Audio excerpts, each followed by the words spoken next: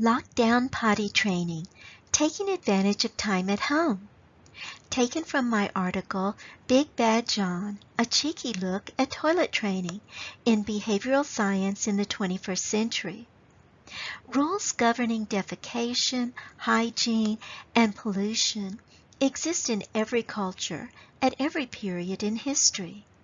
It may in fact be the foundation of civilization.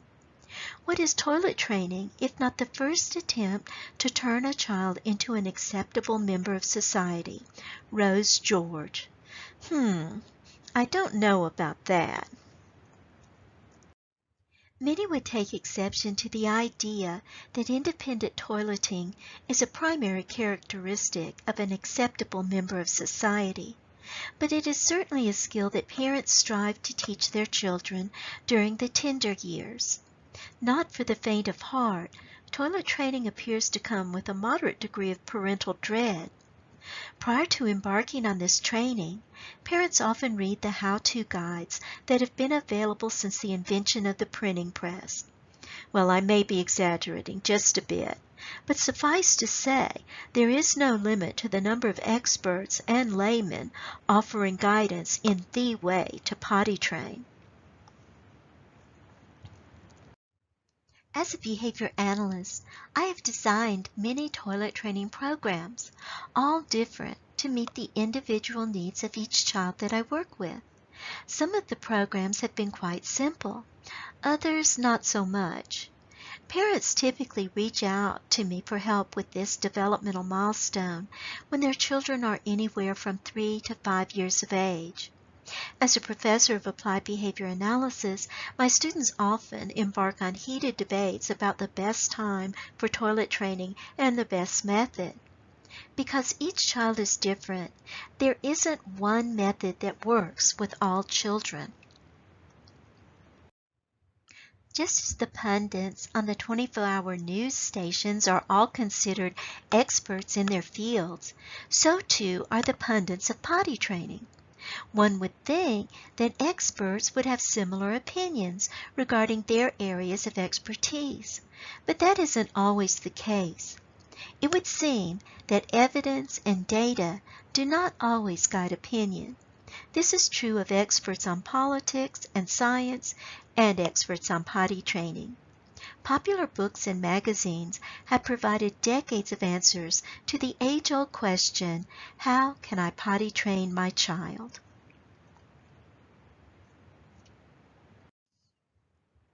Dr. Benjamin Spock, pediatrician and author of the best-selling book Baby and Child Care, recommended that parents wait until the child is ready for potty training, which he felt typically occurs between 18 and 24 months. At this age, certain developmental milestones become evident, such as an awareness of the sensation of needing to go. Children are also more interested in imitating the actions of others at this age, so parents or siblings modeling proper potty skills can be particularly effective in preparing children for toilet training. Dr. Spock recommended a potty chair close to the floor for children up to approximately 30 months of age. He felt that the child should become familiar with the seat prior to actually beginning training, so he advised that the child be allowed to sit on the seat fully clothed. I tend to disagree with this, as you may be teaching a behavior that may prove difficult to change. Dr. Spock also recommended that once the child is familiar with the new seat, that verbal instruction should be provided as to what to do on the seat, as well as modeling the proper toileting behavior by siblings or parents. Once these initial steps have been taken, it is time to begin the training in earnest. This often entails parents watching their children closely for cues as to the need to go, or placing the child on the potty according to a schedule. While Dr. Spock had his own approach to potty training, he also discussed another pediatrician's successful approach to this training. That is Dr. T. Barry Brazelton. Dr. Brazelton, who had an 80% success rate in toilet training children by, on average, 28 months of age, felt that children should be trained of their own free will, no coercion at all. According to Dr. Brazelton, there should never be any parental signs of disapproval or any demands for the child to remain on the potty any longer than the child wishes. I too agree with this. Expressing frustration to the child's failed attempts amounts to punishment and may create fear of the toilet in the child. In his book, Toilet Training the Brazelton Way, Dr. Brazelton discusses the importance of readiness for toilet training. At 2 years, the child's ability to imitate others, he states, is sufficiently developed to facilitate toilet training. Dr. Brazelton also discusses the child's growing sense of independence and awareness of others' toileting habits as indicators of readiness. Dr. Brazelton recommends that parent and child shop for the new potty together. I too think this is a good idea for building excitement for the training in the child. For a time, the child should be allowed to play potty by making believe his or her stuffed toys or dolls are using the potty. I've actually used this approach when working with a child who feared the toilet, and it worked very well. Then, it is recommended that the child sit on his or her potty at the same time that mommy or daddy is sitting on the big potty. This modeling is an important component in both Dr. Spock's and Dr. Brazelton's methods, and in my method as well. Finally, when the child is interested, the diaper can be removed and potty training can begin. Praise for success and encouragement for those little failures is important. Dr. Nathan Azrin and Dr. Richard Fox provide a fast track to potty training that is behavioral in nature.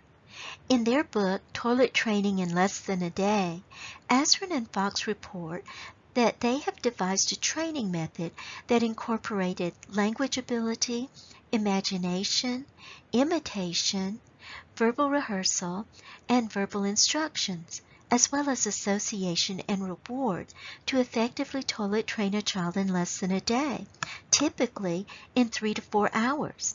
In fact, the authors discuss their study of 200 children, ranging from just under 2 years to 4 years of age, in which the older children actually needed, on average, only 2.5 hours of intensive training, while younger children, under 26 months, required approximately 5 hours. Incredible as it seems, the authors profess a success rate of close to 100% of the 200 children in the study. While the methods seem very similar to the methods described by Dr. Spock and Dr. Brazelton, the intensity of the training definitely differs.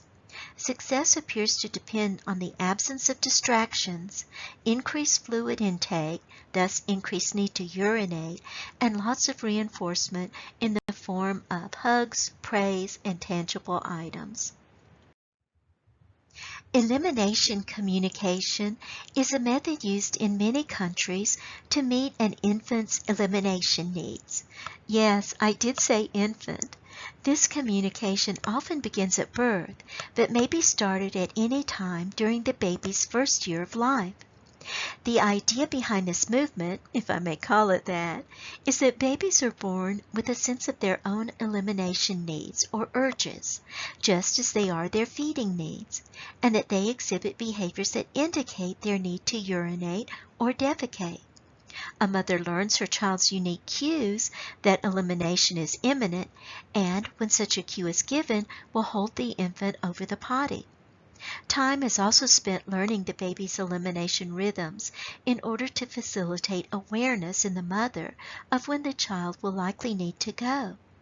Proponents of this method support its use by listing all the advantages of not using cloth or disposable diapers, such as saving money and the environment, in the case of piles of disposable diapers in landfills, eliminating the potential for diaper rash, and fostering a closer bond between mother and baby.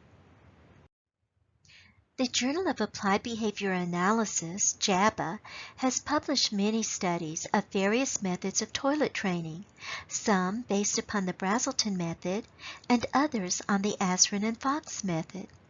Most of these studies used a combination of dense toileting schedules, reinforcement, and a component as yet unmentioned, the replacement of disposable diapers or pull-ups with training pants or regular underwear. Greer, Neidert, and Dozier found that the switch from disposable diapers or pull-ups to regular underwear appeared to be a stronger factor in toilet training success than even dense toileting schedules and differential reinforcement. Tarbox, Williams, and Freeman conducted a study on the differential effects of diapers versus underwear on continence and found that wearing diapers increased accidents and decreased successful elimination on the toilet. While this study was conducted with an adult subject, it seems logical to assume that this finding can be generalized to toddlers. So, as a behavior analyst and a parent, I feel compelled to share my opinion on steps to successful toilet training. I believe that the approaches of each of the potty pundits discussed have merit. I began potty training my daughter at 10 months and my son at 11 months, and both were fully trained at 10.5 months and 11.5 months respectively. This was accomplished through the following steps. Began toilet training process prior to 1 year of age. Desensitization. I took my child into the bathroom with me each time I went. Identified elimination rhythms. Used cloth diapers in order to note each elimination and recorded the time to determine the average length of time between eliminations. After 2 weeks of desensitization, I began training by switching to regular underwear and placing my child on the toilet just before the anticipated elimination time, determined by recording my child's rhythms. Provided lots of hugs and praise for each time on the potty. The reinforcement was not based on urination or voiding, but rather for the attempt. An important aspect of my approach was making sitting on the potty enjoyable. If it was the typical time for my child to have a bowel movement, I brought a favorite book in with us and I sat on the floor and read it while he or she sat on the potty. Also, I never required my children to sit on the potty for more than 2 minutes unless they were engaged in elimination. Interestingly, I never read articles or books about popular methods of toilet training, but my method did share components of the methods that have emerged in popular culture and research. From my own experience and from the research that has been conducted on toilet training methods, one can draw some conclusions regarding the components that are necessary for success. 1. Nurturing and acceptance of the toileting experience by bringing baby with mommy and daddy when they have to go. 2. Beginning early. 3. Learning your baby's elimination rhythms and allowing those rhythms to guide the potty schedule. 4. Switching from disposable diapers or pull-ups to underwear to promote an awareness of the sensation of fullness that occurs just before an accident. Disposable diapers and pull-ups are so effective at absorption of urine that the child is less likely to learn the physical cues that occur just before urination. But with the use of underwear, the child very quickly makes the association between the full filling and the discomfort of trickling urine. 5. Providing reinforcement, treat, toy, praise, and so forth. All children are different, as are all parents. What worked for me may not work for you. Take courage. As Dr. Spock said, trust yourself. You know more than you think. Behind every young child who believes in himself is a parent who believed first. Matthew Jacobson. Thank you for watching today. If you have questions or you have a topic that you'd like me to discuss, please email me at harla@understandingyourchildsbehavior.com. I always maintain my viewers' confidentiality. And if you have a moment, please check out my website at understandingyourchildsbehavior.com. I look forward to hearing from you.